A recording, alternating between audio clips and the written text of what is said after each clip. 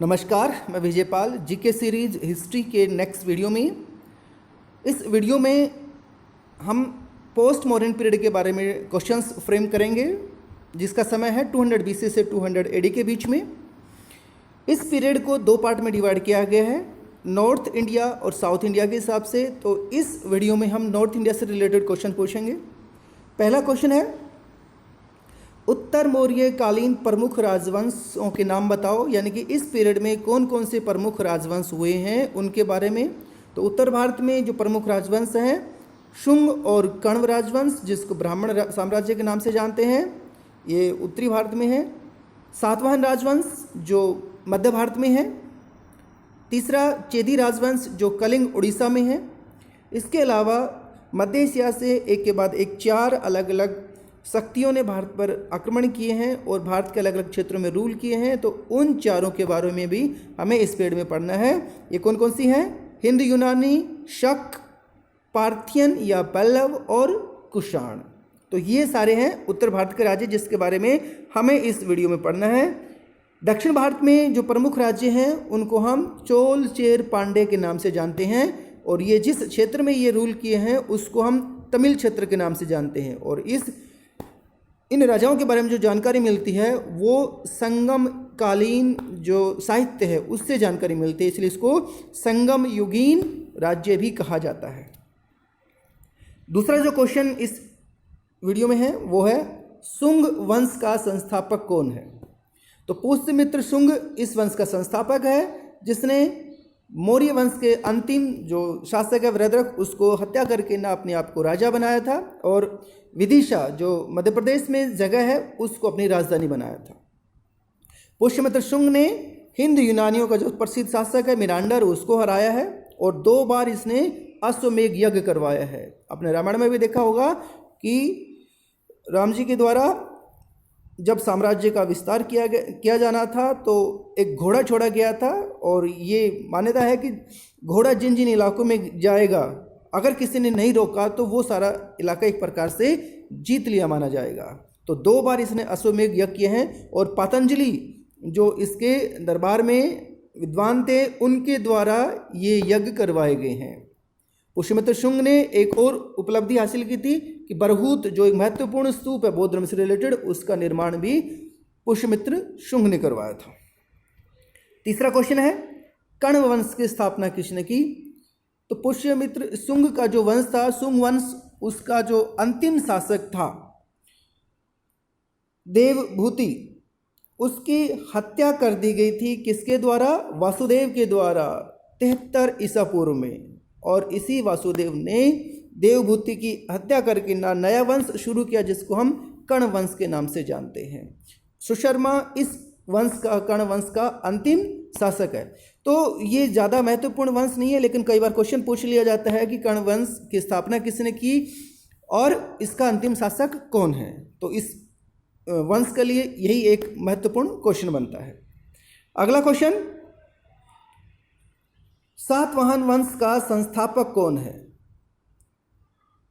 सिसुम, जिसने अंतिम जो कण्व शासक है सुशर्मा, उसकी हत्या कर दी थी, उसने नया वंश शुरू किया 60 ईसा पूर्व में, और अपने राजधानी बनाई प्रतिष्ठान, जो आज के महाराष्ट्र में है, गोदावरी नदी के किनारे पे है। अगला क्वेश्चन, सातवाहन वंश के प्रमुख शासकों के नाम। अगर सातवाहन वंश के प्रमुख शासकों की बात की जाए तो सिमुक जो इस वंश का संस्थापक है।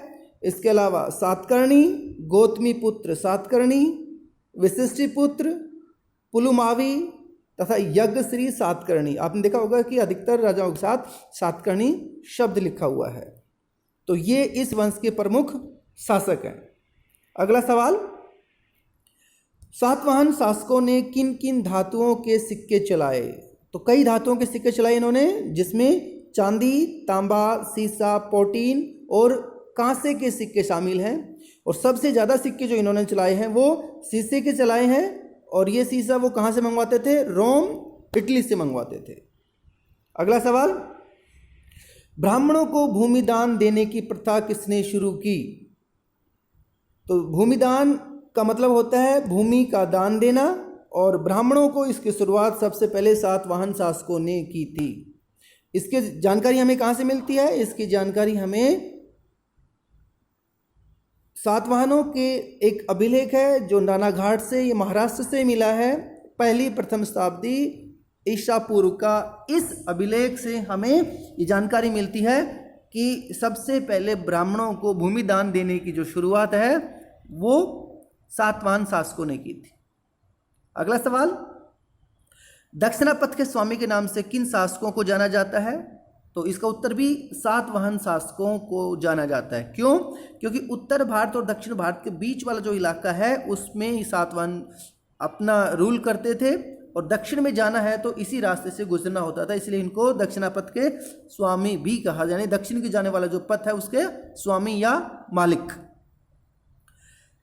सातवाहनों ने स्थापत्य में, मतलब भवन निर्माण में या मूर्ति बनाने में, इसमें बहुत बड़ा योगदान रहा है। और विश्व प्रसिद्ध जो कार्ले का चैत्य होता है वो जगह जहाँ पे बौद्ध धर्म पूजा पाठ करते हैं या पूजा का काम करते हैं। तो कार्ले फेमस जगह है जहाँ पे इनके द्वारा चैत्य बनवाया गया। इसके अलावा महाराष्ट्र में अजंता और अलोरा की गुफाएं, जो विश्व प्रसिद्ध गुफाएं हैं, उनका निर्माण सातवाहन शासकों ने करवाया है। तीसरा जो स्थापत्य के क्षेत्र में इनका योगदान है वो है अमरावती। आंध्र प्रदेश में बौद्ध धर्म से रिलेटेड प्रमुख स्तूप है, उसका निर्माण भी इन्हीं के द्वारा ही करवाया गया है। तो दक्षिणापथ के स्वामी के नाम से जाना जाता है। साथ ही इनकी बहुत से क्षेत्रों में उपलब्धियां हैं और इन सब के बारे में क्वेश्चंस पूछे जाते हैं अक्सर, इसलिए ये सारे क्वेश्चंस एक साथ ही रख दिए गए। अगला क्वेश्चन है, चेदी राजवंश जो कलिंग उड़ीसा है उसका संस्थापक कौन है? तो चेदी नामक व्यक्ति ने ही, जो विदर्भ नामक व्यक्ति के पुत्र थे, इस राजवंश की स्थापना की, जिनको यादव वंश से भी जोड़ा जाता है। और इस वंश का सबसे प्रसिद्ध शासक है वो खारवेल हुए हैं, जिसके बारे में जानकारी उनके अभिलेख हाथी गुम्फा अभिलेख से मिली है।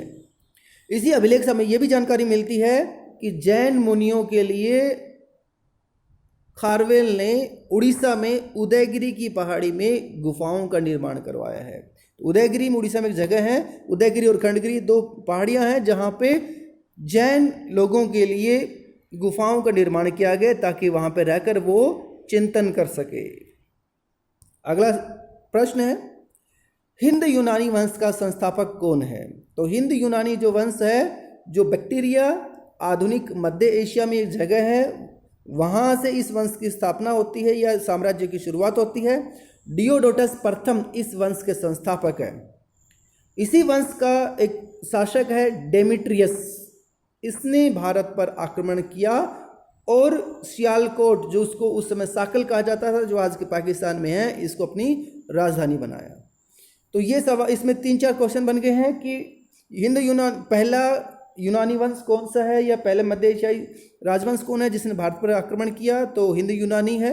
इसका संस्थापक कौन है? तो डियोडोटस प्रथम है। भारत पर किसने आक्रमण किया? डेमेट्रियस है। राजधानी कौन सी बनाई? साक्कल या सियालकोट।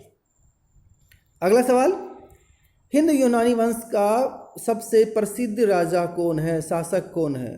तो मिनांडर इनका सबसे प्रसिद्ध शासक है, जिसने 165 से 145 ईसा पूर्व के बीच में शासन किया था। और नागसेन, जिनको नागार्जुन के नाम से भी जाना जाता है, से इन्होंने बौद्ध धर्म की दीक्षा ली थी। और मिनांडर ने नागसेन से बहुत से प्रश्न पूछे हैं। उन्हीं प्रश्नों के आधार पर एक पुस्तक बनी है जिसको मिलिंद पन्नो के नाम से जाना जाता है, यानी कि मिलिंद के प्रश्न। तो ये पुस्तक से रिलेटेड भी क्वेश्चन आते हैं, मिनांडर से रिलेटेड भी, और नागार्जुन से या नागसेन से रिलेटेड क्वेश्चंस बनते हैं। हमने मेन जो क्वेश्चंस जो किसी भी एग्जाम में आते हैं उनको रखा है, साथ में इस टॉपिक को, इस पीरियड को कैसे समझ सकते हैं, दोनों चीज़ों को साथ में लेने की कोशिश की है। हमें चीज़ों को समझना भी है और क्वेश्चंस को कैसे पूछा जाता है ये जानना भी जरूरी है। अगला सवाल, भारत में सर्वप्रथम सोने के सिक्के किसने चलाए? तो हिंद यूनानी पहले शासक है जिन्होंने भारत में सोने के सिक्के चलाए। साथ ही इनके जो सिक्के हैं उनमें राजाओं के चित्र भी बने हुए हैं, यानी कि सबसे पहले जो सिक्के भारत में बने हैं, जो उनको आहत सिक्के कहा जाता है, जो 6वीं शताब्दी ईसा पूर्व में बने हैं, उसमें केवल स्टैंप है, किसी चित्र, राजा का चित्र नहीं है। तो सबसे पहले शासकों वाले चित्र किसने शुरू किए या सोने के सिक्के किसने शुरू किए? तो दोनों के लिए यही आंसर आएगा, हिंद यूनानियों ने। अगला सवाल है, भारत में पर्दे का प्रचलन किसने शुरू किया? पर्दा, जो आपने देखा होगा नाटकों में पर्दा गिरता है, पर्दा उठता है, उसकी जो शुरुआत है हिंद यूनानियों ने की थी। और नाटक का जो विकास है या नाटक कला का विकास है वो भी हिंद यूनानियों ने भारत में शुरू किया है। इसीलिए पर्दे को यवनिका भी कहा जाता है। यवन जो शब्द का इस्तेमाल है वो सारे के सारे मध्य एशियाई जो आक्रमणकारी हैं उनके लिए इस्तेमाल किया जाता है, इसीलिए उनसे जो पर्दा है उसको यवनिका के नाम से भी जाना जाता है। अगला सवाल, प्रथम शक शासक कौन था? हिंद यूनानियों के बाद शक आते हैं।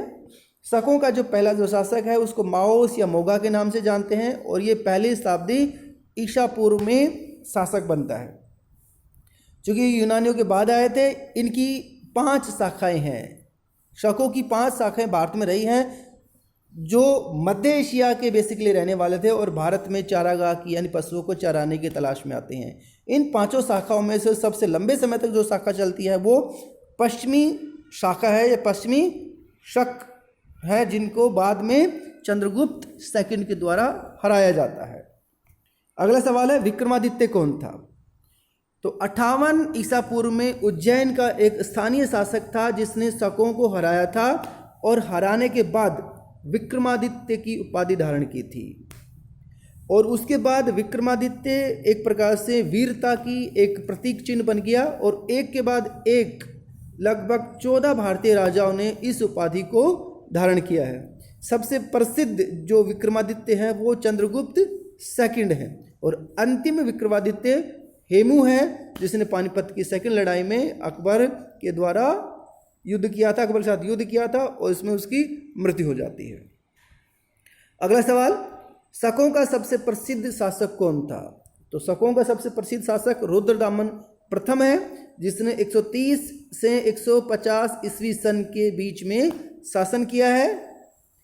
उसने सबसे पहले विशुद्ध संस्कृत भाषा में लंबा अभिलेख लिखवाया है। इससे पहले जो अभिलेख हैं वो प्राकृत भाषा में लिखे जाते थे, जैसे हमने देखा था कि अशोक के अभिलेख में प्राकृत भाषा में है। संस्कृत में अभिलेख लिखवाने की जो शुरुआत है वो रुद्रदामन के द्वारा की जाती है और इस तरह का जो अभिलेख है वो गिरनार गुजरात में मिला है। अगला क्वेश्चन, पार्थियन या पहलव वंश का प्रसिद्ध शासक कौन है? हमने बात की थी अभी तक कि 4 मध्य एशियाई शक्तियां हैं जो भारत पे आक्रमण करती हैं एक के बाद एक। 2 की बात हम बात कर चुके हैं, एक हिंद यूनानी है, दूसरा शक है और ये तीसरा है पार्थियन। पार्थियन वंश के बारे में ज़्यादा क्वेश्चन नहीं, एक ही क्वेश्चन है कि पार्थियन वंश का प्रसिद्ध शासक कौन है? तो इसका आंसर होगा गोंडोफर्निस। ये वंश एक और कारण से भी प्रसिद्ध है, या ये राजा का जो शासन है एक और कारण से प्रसिद्ध है। इसी समय ईसाई धर्म का प्रचार करने के लिए प्रसिद्ध ईसाई संत सेंट थॉमस भारत आते हैं। तो ये क्वेश्चन पूछ लिया जाता है कि सेंट थॉमस किस शासक के समय में भारत आते हैं, तो इसलिए ये क्वेश्चन बनाया गया है। अगला है, कुषाण वंश का संस्थापक कौन था? ये चौथा वंश है जो मध्य एशियाई है। इस वंश का संस्थापक कुजूल कैडफिसेस है। देखिए याद रखिए, देखिए ये जो वर्ड्स हैं ये थोड़े हमारे लिए नए हैं, इसलिए थोड़ा मुश्किल लग रहा है सुनने में। आपको कहीं घबराना नहीं है कि भाई हमें यार ये कैसे याद होंगे, 1-2 बार पढ़ेंगे तो इसको याद करना मुश्किल नहीं होगा। तो कुजूल कैडफिसेस कुषाण वंश का संस्थापक है। कुषाणों को यूची या तोखरी के नाम से भी जाना जाता है, जो इसके कबीले के नाम से इनको रखा गया है। इस वंश का सबसे प्रसिद्ध शासक है वो कनिष्क है।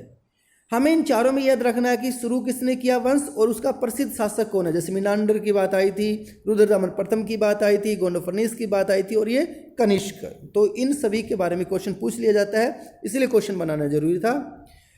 कुषाणों के बारे में एक और उपलब्धि क्या है कि इन्होंने सर्वाधिक शुद्ध सोने के सिक्के चलाए। देखो, सोने के सिक्के के बारे में दो क्वेश्चन बनते हैं। पहला जो क्वेश्चन बनेगा कि सोने के सिक्के किसने शुरू किए, तो शक शासक आएंगे। सर्वाधिक शुद्ध सोने के सिक्के किसने चलाए, तो कुषाण आएगा। और तीसरा सवाल भी बन जाता है कि सबसे ज्यादा सोने के सिक्के किस वंश के हैं, तो वो गुप्त वंश में। हालांकि क्वालिटी में गुप्त वाले हैं वो कुषाणों से थोड़ा निम्न माने जाते हैं। लेकिन एक चीज और ध्यान रखिएगा कि सबसे ज्यादा तांबे के सिक्के किसने चलाए, तो भी कुषाणों का नाम ही आएगा। इन्होंने उत्तरी और उत्तरी पश्चिम में सबसे ज्यादा तांबे के सिक्के चलाए। तो सिक्कों के बारे में दो सवाल कुषाणों के बारे में है कि सर्वाधिक शुद्ध सोने के सिक्के भी इन्हीं का नाम है और सबसे ज्यादा तांबे के सिक्के हैं तो भी इन्हीं का ही नाम आएगा। अगला सवाल, शक संवत किसने चलाया। दो संवत जिनको भारत में इस्तेमाल किया जाता है, एक शक संवत है और दूसरा विक्रमी संवत है। शक संवत की जो शुरुआत है वो कनिष्क के द्वारा की जाती है 78 ईस्वी सन में। जब कनिष्क राजा बनता है, राजगद्दी में बैठता है, तो उस अवसर पे ये संवत चलाया जाता है और भारत सरकार इसको प्रयोग करती है। जो दूसरा जिसकी हम बात कर रहे हैं विक्रमी संवत, ये हम पहले बात कर चुके। उज्जैन का जो राजा है जिसने शकों को हराया था 58 BC में, उसने विक्रमी संवत चलाया था। तो ये दो संवत भारत में चलते हैं। एक और संवत है जो पूरे दुनिया में चलता है, उसको ग्रिगोरियन कैलेंडर या संवत के नाम से जानते हैं। तो तीन प्रसिद्ध जो संवत है जो भारत में इसमें चल रहे हैं। अगला सवाल, कनिष्क किस धर्म को मानता था, तो कनिष्क बौद्ध धर्म की जो महायान शाखा है उसको मानता था। हमने पहले वाली वीडियो में देखा था कि बौद्ध धर्म में दो भागों में बढ़ जाता है, एक महायान और एक हीनयान। तो जो कनिष्क है महायान शाखा को मानता था और कनिष्क के समय ही बौद्ध धर्म की जो चौथी संगति है उसका आयोजन किया जाता है कश्मीर में कुंडलवन में। अगला सवाल, कनिष्क के दरबार के प्रसिद्ध विद्वान कौन कौन थे। ये कई राजाओं के बारे में, जैसे चंद्रगुप्त विक्रमादित्य की दरबारी रहे हैं, अकबर के दरबारी रहे हैं। इसी तरह कनिष्क के दरबार में भी बहुत से विद्वान रहे हैं जो इस प्रकार हैं। एक है चरक, दूसरे वसुमित्र, अश्वघोष, पार्स, नागार्जुन, महाचेत और संरक्ष। इनकी प्रसिद्धियां क्या है। चरक जो आयुर्वेद के ज्ञाता है, उन्होंने चरक संहिता लिखी है आयुर्वेद के बारे में। वसुमित्र ने महाविभास सूत्र लिखा है जिसको बौद्ध धर्म का विश्वकोश कहा जाता है। अश्वघोष जो इसका कवि था, उसने बुद्ध चरित पुस्तक लिखी है जिसको बौद्धों की रामायण कहा जाता है। नागार्जुन ने माध्यमिक सूत्र नामक पुस्तक लिखी है जिसमें सापेक्षता का सिद्धांत दिया गया है। और आप लोग जानते हैं कि विश्व में सापेक्षता का सिद्धांत है वो अल्बर्ट आइंस्टाइन के द्वारा दिया गया है, इसीलिए नागार्जुन को भारत का आइंस्टाइन भी कहा जाता है। तो इसमें बहुत से सवाल बन गए हैं।